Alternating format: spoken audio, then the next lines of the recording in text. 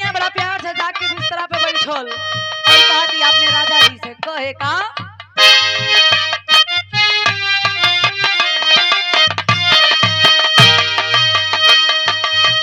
राजा हो तो है कैसे मनाई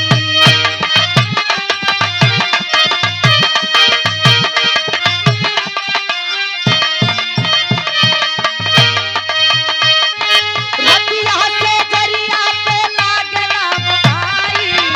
रतिया से जरिया पे लागला मुगाई दुल्हा हो तो है कैसे मनाई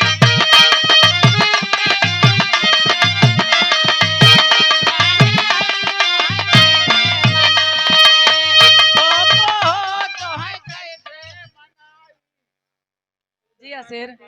मनाई राजा दुल्हा ठीक लेकिन ई पोपो कवन बीमारी है गौरी शंकर भैया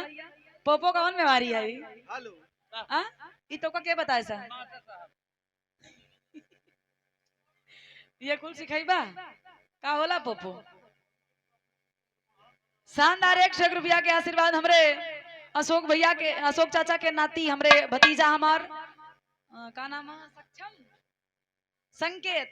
संकेत बाबू की तरफ से 100 रुपया के पुरस्कार आशीर्वाद बा मुन्ना के चाचा के पैर छू के पहले की बार हमरे 100 रुपया के आशीर्वाद हमरे गौरी शंकर भैया की तरफ से छाड़ा पार की ऐतिहासिक धरती से जकरी फरमाइश बा कहना आगर जी का कहे दुल्हन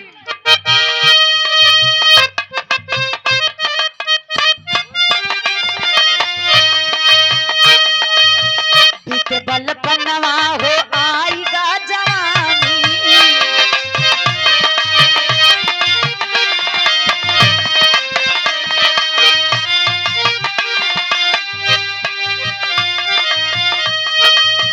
बीते बल पनवा हो आईगा जवानी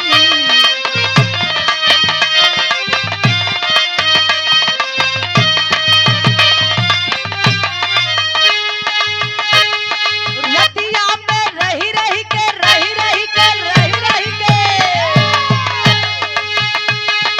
रतिया में रही रही के मनोना सताई दुल्हा हो तो है कैसे मनाई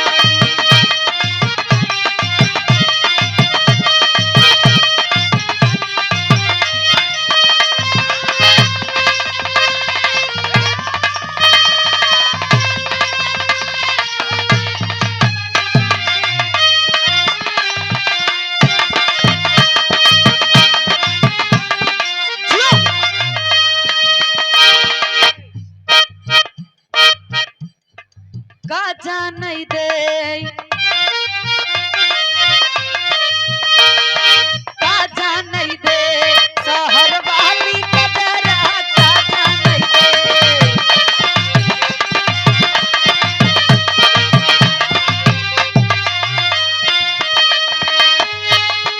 काय का जानै दे शहर वाली कदरा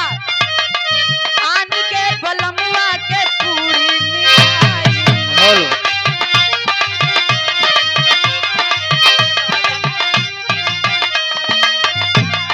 आन के बलमुआ के पूरी मिठाई अपने बलम के अपने बलम के भवाई नहीं बजरा का जानै दे शहर वाली कजरा